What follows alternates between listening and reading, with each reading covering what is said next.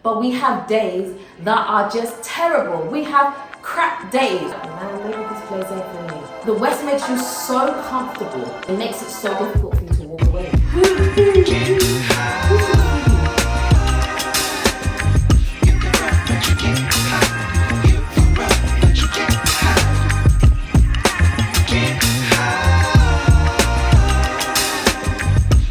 Hey guys, welcome back. Okay, so today I have a little bit of a juicy video for you. Okay, now I want to talk to you about, in fact, I'm going to give you 3 reasons why Ghana's not for you and why you definitely should not move here. Just don't come. Just don't come. It ain't for you. Now, before you go get all offended, please watch the video. Okay, so, now, obviously, I live in Ghana. I've been here for a long time. Now, the reason behind doing this video is because I like to give the facts and lay it as it is, even if you don't want to hear it, okay? Now, I'm just going to clap for myself because I have been one of the longest people from the diaspora to be here. I'm not saying I am the or the only, but I'm one of the longest standing people, I would say, that has moved here and been able to stay here a duration of time. Just one more time. Just one more time. Okay, that's it. I'm done. Right. So after having been here for so long, there are a couple of things that I have observed when I've seen people come and go. Now, one of the things that I've noticed, and the reason that Ghana is not for you is because, hold on, let me look at my notes. You can't be here because you're a quitter. Did that hurt? You are a quitter. You never see anything through fully. Now, please don't be offended by that. Okay, sometimes we do quit in the different things that we do. Now, honestly speaking, if you really think about the decisions that you make, the choices that you make, you know in your heart of hearts if you're going to stick with something or not, right? You just know. You don't need someone to tell you. You can tell yourself whether you're going to stay the duration of this thing or not, or whether you have left the door open for yourself to exit. And that's just how it is. And the reason I say that is because, for example, say if I told you, if you stay in Ghana 20 years, by the end of the 20 years, you get $1 million. How many of you would push through and you would just go for it? Like, ain't nothing stopping you, right? Because you have your eyes on the prize. It's a similar thing. You didn't have full intentions to be here. You've left yourself a doorway open. Now, that million is going to keep you going, right? And if that million is not there, you now have no goal. What is your goal for being here? Like, you need to know what your prime reason is for being here. I know I did a video years ago on what is your why. I can't remember if that is still up there or not. Maybe it's somewhere, I'm not sure. But that's why it's so important to have a why. If you don't have a reason why you want to come here, you will just give up. Now, there's something that my trainer always says to me. And he says to me, you start with motivation, but motivation can only carry you so far. After that, it becomes a thing of being disciplined. And that's the same principle here, okay? When you come to Ghana, you're full of motivation, you're full of vim, like, yeah, I'm gonna do this. Now you get 1, 2, 3, 4 knocks, and you're like, man, maybe this place ain't for me. Yeah, because you're a quitter. You have not yet had the discipline to withstand whatever is gonna be thrown at you. I know that sounds hard. Please. I'm just trying to be as honest with you as I can be. And that doesn't necessarily mean Ghana. That means any country, anywhere, okay? You're just going to give up because you have left a door open. I'm guaranteeing you, right? If you had been deported from the West, if you've been deported and you have no other option, you'll be here and you'll stay. You'll make it work because you have no other options. The minute you give yourself options, you give yourself view to being able to easily walk away, right? Same thing like with a marriage, right? You're in a marriage and you know what? You're not fully committed. Your eyes start going all over the place, right? You've left the door open for yourself. That's what it is. But once you know that, you know what? I've gone into this room, I've locked the door. and you're cool about it, you're not thinking about what is on the other side, you're more likely to be able to stand the test of time. So if you want to be here, you have to have that I'm not quitting mentality, and that is just it. There's no two ways about it. And sometimes that's very hard for us to be able to be honest with ourselves about, because a lot of us know that when we come, we've left the door open. In the back of our minds somewhere, you've left the door open. Now, for me, when I came, some people said, I'll give you 6 months. And in my mind, I was like, okay, whatever. Because I didn't want to have an argument about it. I was just like, okay, whatever. But in my mind, I knew that, you know what, I'm coming here. In fact, I did tell myself I'll be here a year. I'm giving myself a year to kind of, you know. But honestly, I had no intentions of moving back, because I had rented out the house that I was in. I had moved all my stuff to Ghana. I hadn't left stuff behind, so I hadn't really left the door open there. I had literally had that tunnel vision where I have to make this work. And I knew how Ghana made me feel, and I knew within me there's a stirring up that you have within you when something is for you. And I had that stirring up for me, so that's how I knew that when I come to Ghana, I knew that I was gonna have to make it work. So if you wanna be here, don't be a quitter. A quitter, you know what I'm saying? Anyway, the second one, you think that Ghana is the only place that can be difficult. You think that Ghana is just a place where you come, it can be so hard, you have bad days, the system doesn't work, there's this, there's that, and the other. Does the system work in the UK? Does it work in the States? Sometimes yes, but not all the time. Sometimes things still go against you, right? Sometimes you still have awful days and you're like, just let the ground swallow me. It happens, that's just part of life. There is nowhere, I can tell you right now, there is nowhere that you're gonna move to where every single day, 365 days of the year, you're gonna have a good day. It just doesn't work like that. I've had tremendous days here where I'm just like, what is going on? But you know what, even though I have that, in the back of my mind, I never have, I'm gonna just walk away. It's not even an option for me. It's like, if you have a child, you've had a child and you find it hard.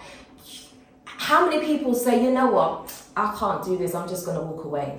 You don't. I mean, obviously, come on now, we do have the odd occasion where that happens, right? But for the most part, no one really does that. You're just like, I have to stick with this, I have this child, I need to better myself, I need to be focused, I need to do everything I can to be able to provide for this child. That's the same spirit that you need when you move here. Don't think that when you come here, oh, it's gonna be so easy, it's gonna be this or it's gonna be that. Don't romanticize this place. Please don't romanticize this place, because if you do, you're gonna come tumbling down. I have seen so many people come here. Let me just make sure I'm not blending my points here.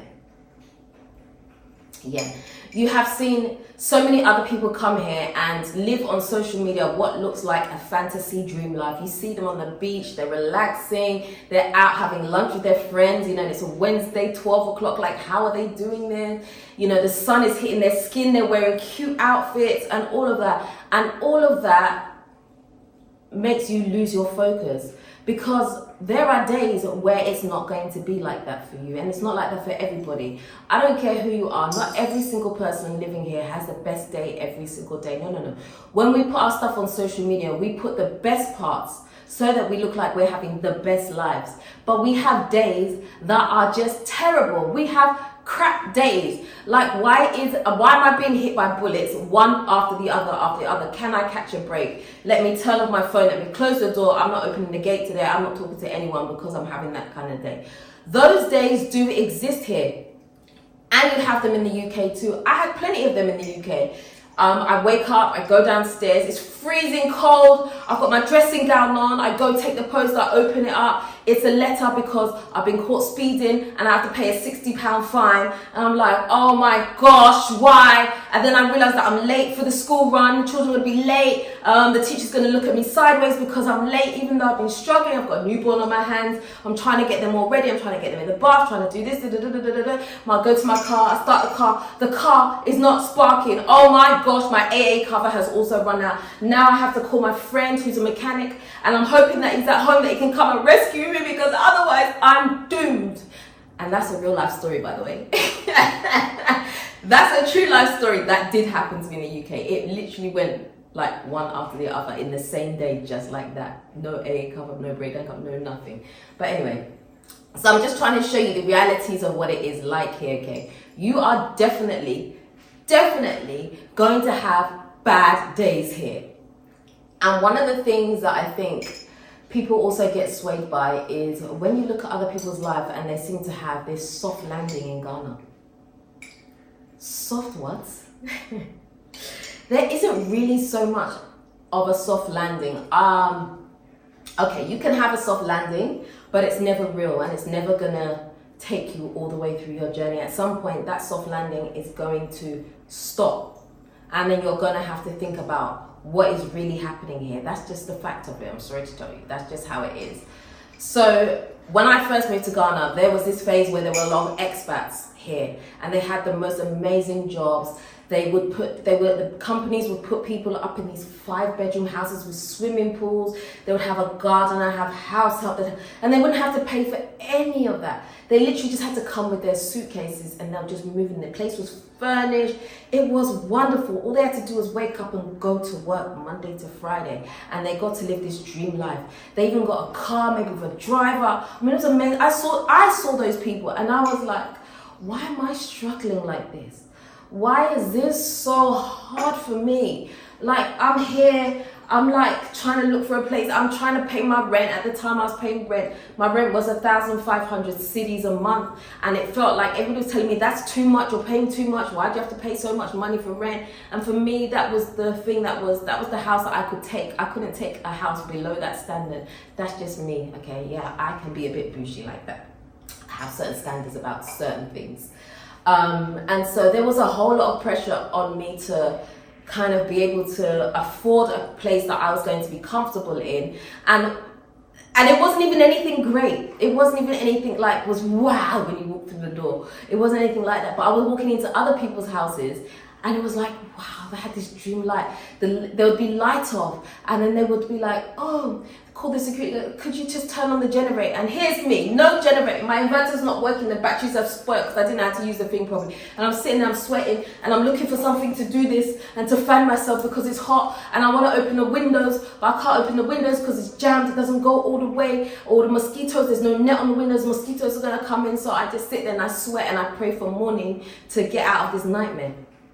And that is the real reality of Ghana, okay? Those companies that were giving people soft landings, they don't exist anymore. They're few and far between, okay? So if you're looking at someone who has that dream lifestyle, it is not true anymore. It has shifted. Those dynamics do not shift. And I'm almost grateful that I had a tough landing, because it almost couldn't have got any harder. Well, I don't want to say that too much, but you know what I'm saying.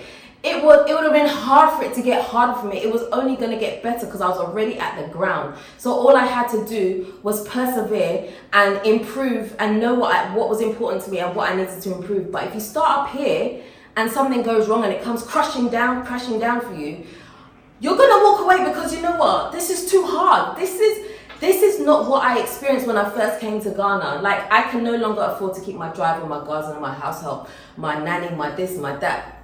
It is hard unless you're fortunate enough to still have one of those jobs.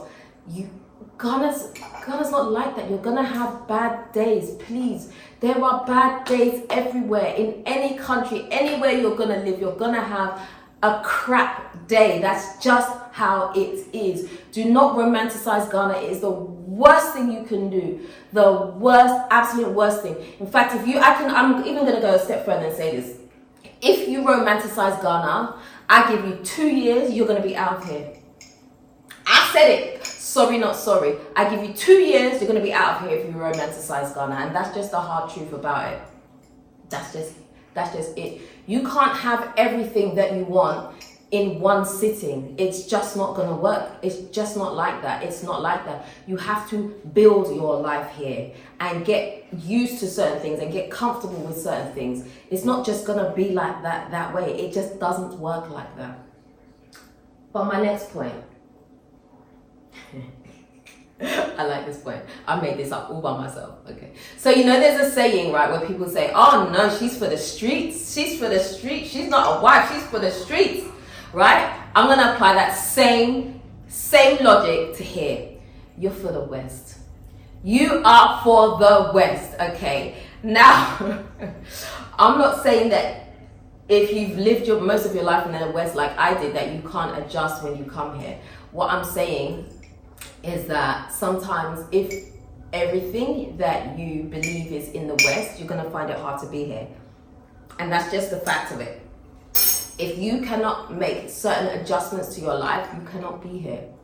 If the West has made you so comfortable, you cannot be here. Now, one of the things that I found, let me give myself as an example. It's always good to give yourself as an example, right? So one of the things that I found really hard moving here was I had to give up some of my benefits moving here. So you know, things like child benefit and stuff like that, you have to give them up when you move here. I think when you go abroad, at the time, they used to give you 8 weeks. You could continue those benefits for 8 weeks, and after that, no more. I can't remember, I think it was child benefit. I had something else that was personal. I'm not going to talk about it on camera. But yeah, those things. And when I came here, I had to give it up, and I was like, oh my gosh. And then everyone was like, you mean you're going to walk away from that money? I was like, yeah. Inside me, I was shaking because I was like, the West makes you so comfortable. It makes it so difficult for you to walk away because you feel like you're going to lose your NHS benefits. You're going to lose your child benefit. I don't know, maybe you're not working and you're going to lose your job seeker. Was it job seekers or what? I can't remember the terminology. It's been so long. I don't even know anymore. You're going to lose all those things that the UK gives to you to make you comfortable. Now, if you're not willing to walk away from that, you can't be here. You're for the West. You're for the West. Now, I'm not saying that there's anything wrong with living in two worlds. In fact, living in two worlds is perfect for some people. It's a perfect compromise, right? Do you know, I just had a horrible thought that this is not filming. Oh, phew. I don't know.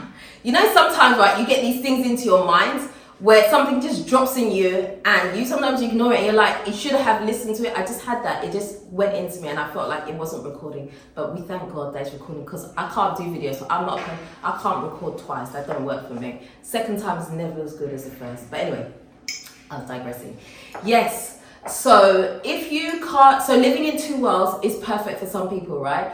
They can easily say, you know what, I'm going to do 3 months here, 3 months there, 3 months here, 3 months there. And that works. There's nothing wrong with that. That doesn't mean that you're for the streets, so to say. It doesn't mean that.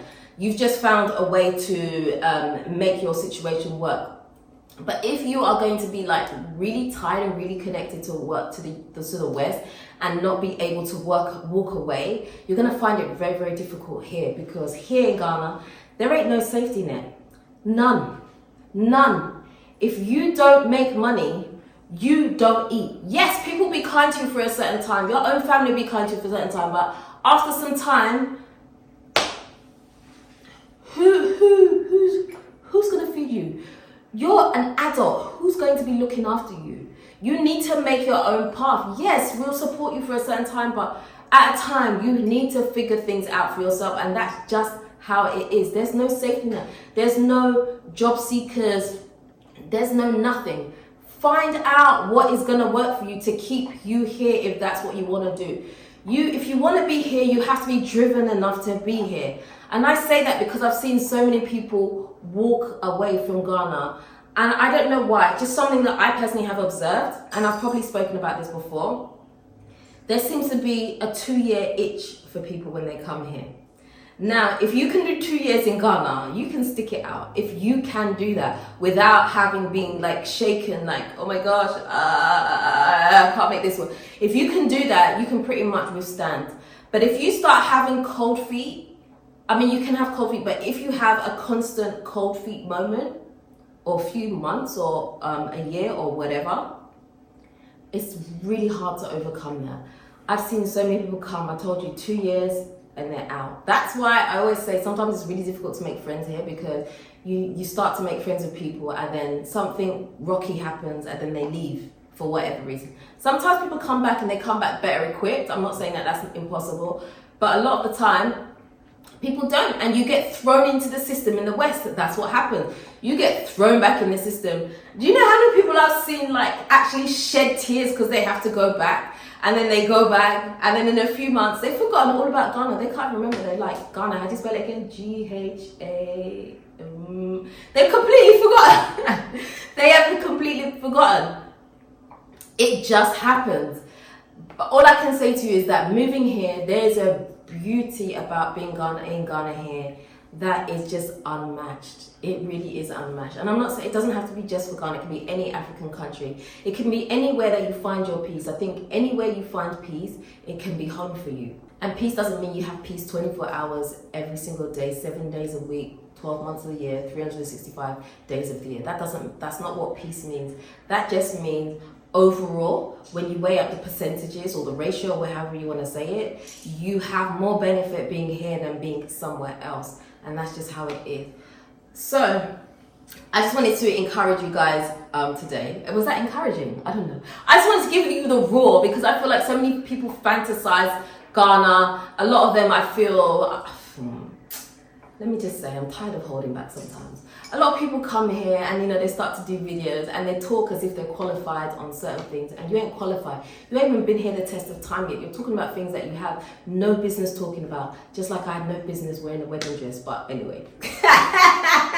Yes, I threw that in there. Yes, I went there. But anyway, yeah, people just talk about things that they're not qualified here.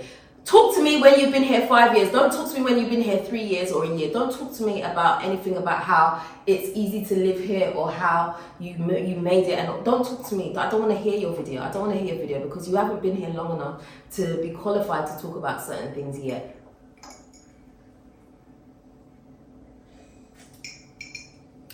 I'm sorry, but I said it. But anyway, I hope you've enjoyed this video.